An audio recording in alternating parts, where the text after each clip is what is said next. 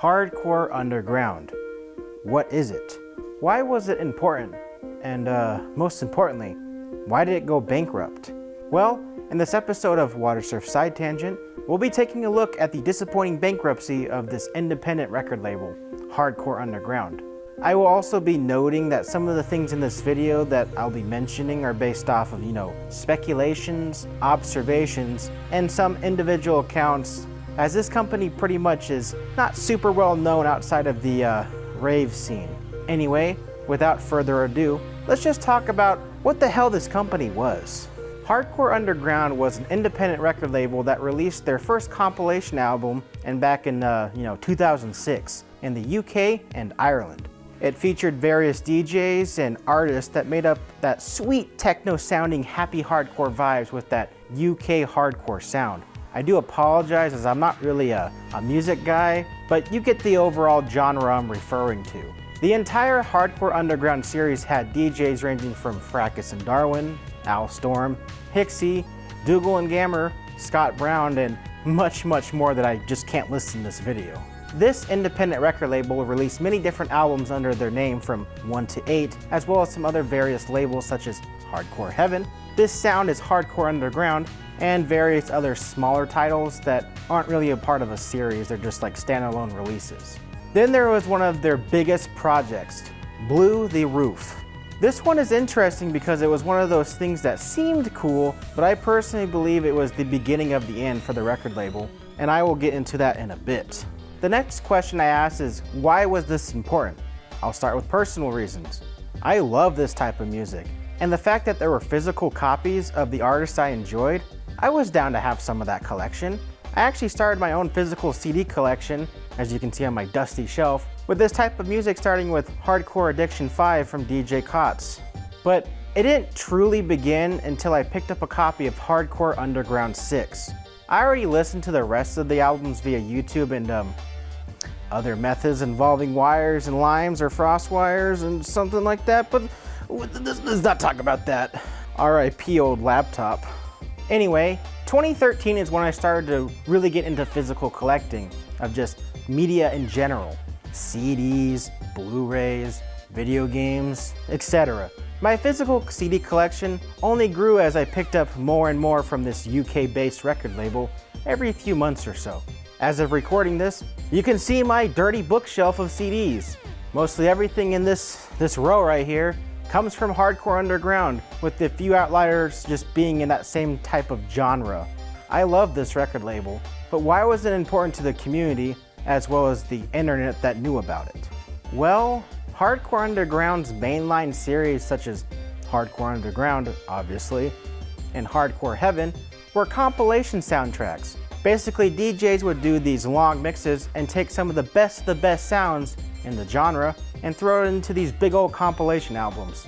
Using Hardcore Underground 8 as an example, one of the DJs I've been following since like 2009 had a song in it. So shout out to DJ Triple Star. Bro makes some banger songs and I highly recommend checking them out if you do like this type of music.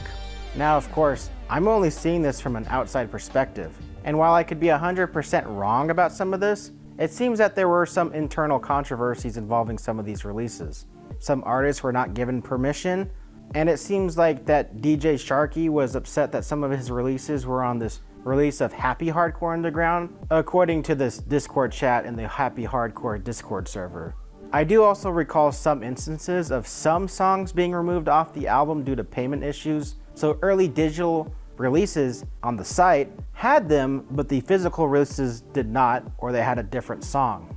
I honestly don't know how the business was ran because, one, I don't live in the UK, so I don't really know how things operate over there, but I assume it's not crazy different to the US. And two, I believe this was just some guy doing this out of his house or something small like that. I do also know that it's just a lot of things that happened that sort of were outside of CDJ's control as the pandemic happened, which, to be honest, could have been the final nail in the coffin for this company. It was also just a changing market that Hardcore Underground didn't really keep up with. Everything was exclusive to the site. This goes for the physical CDs, as well as the digital media that you can purchase. Mostly all of the albums under Hardcore Underground were not sold anywhere else. No iTunes, no Bandcamp, And not even streaming options like Spotify or YouTube Music, which, to be fair, I don't even use Spotify because it's ass, so don't at me. I also believe that the dominoes sort of started to fall early on. Yes, being a small independent record label is difficult as hell. I'll give them props for making it last from 2009 to 2024. I know the last order I did on the site, which was like 2023-ish, I never actually received my order, and I know this was somewhat of an issue. Rising postal costs, as well as just probably getting overwhelmed towards the end. Like I said, I could not exactly tell you what went down, but I do know it started with the passing of New Foundation. New Foundation was a DJ that unfortunately passed away in 2011 at the age of 25. He was a big part of hardcore underground, and a tribute album that contained his legacy ended up releasing in 2016. Honestly, this was probably one of my favorite releases, but I know that this caused some issues behind the scenes because of the passing of a friend. Isn't something that's easy to deal with. I am not knocking them for this at all. The real issue comes with the Blu The Roof Kickstarter. In 2015, the Kickstarter for Blu The Roof went live. This Kickstarter was supposed to bring a live recording of the Hardcore Till I Die event in the US and put it on a nice Blu-ray, a 4K Blu-ray.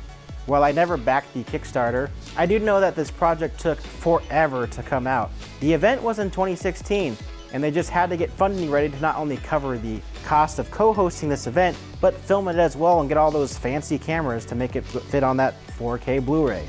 Basically, this project was great to get you into the rave scene, but in that sweet comfort of your own home on a sweet 4K Blu-ray. The Kickstarter was successful, but with any of these, successful Kickstarters, this project had a ton of headaches. It apparently finished in 2017, but a lot of people didn't end up getting their order until late 2019 or early 2020, and that's even if they got them at all. This left a sour taste for a lot of consumers, but you know me, I never backed the project, but I did get this with a bundle that came with Hardcore Heaven 2. But I did not get the Blu-ray until much, much later, because the album Hardcore Heaven 2 released way earlier than that. Now the real question of the video, what led to the bankruptcy? Honestly, I think it was just a change in the market that really killed off the brand. Rising costs thanks to the pandemic, as well as DJs going their own route. Fracus and Darwin sort of moved on to their own thing, which is why you saw Hardcore Underground 8 not have them on the album despite them being practically on every label before then. You also have Al Storm's 24/7 Hardcore, and some DJs just going independent via Bandcamp and selling their own CDs or digital music that way. The biggest thing though was just that this website was having issues.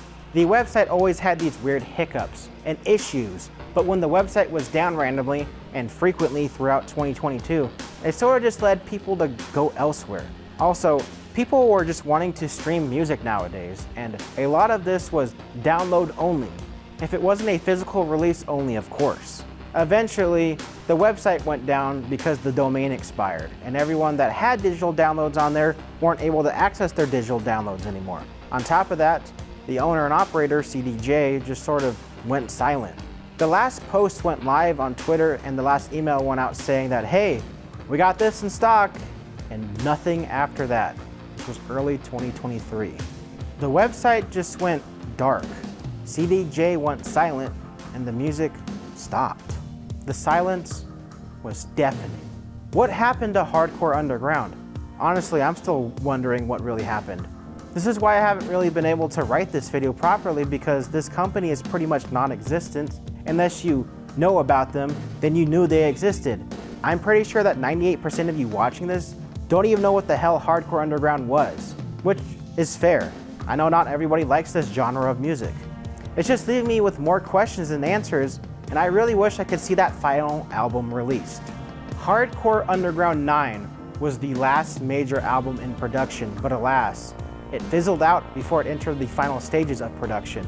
The only thing that remains is the list of the DJs who are going to do the mixes, and only one of these 3 mixes has semi-surfaced on a SoundCloud, and it's the closest thing we'll get to seeing this album see the light of day. Alas, I guess Hardcore Underground is truly 6 feet underground. Dead and buried as the UK government dissolved the company in mid-2024. So, I guess I'm here to say, Rest in peace, one of my favorite record labels. Pour one out for the homies. Just a quick editor's note. It seems that CDJ might have stepped back due to health reasons, and which is why Hardcore Underground ended up defaulting, which led to bankruptcy. Okay, let's get back to the video. While Hardcore Underground is no more, I did mention that some of the various DJs are doing their own thing. Fracus and Darwin still host their own little podcasts and now sort of publish independently. Al Storm has the 24/7 hardcore sites. Hell, even Bonkers has made somewhat of a comeback recently, which was a big compilation series prior to Hardcore Underground. While Hardcore Underground is gone, it lives on through the DJs that picked up the legacy and started on their own path. Hardcore Underground was just a vessel at the end of the day, a vessel that brought some amazing music to a physical format. Well, that's going to wrap it up for this episode of Watersurf Side Tangent. Maybe one day we'll find out what really happened to this record label. If any of you watching know anything, or just want to share something interesting about this whole topic, please let me know in the comments down below.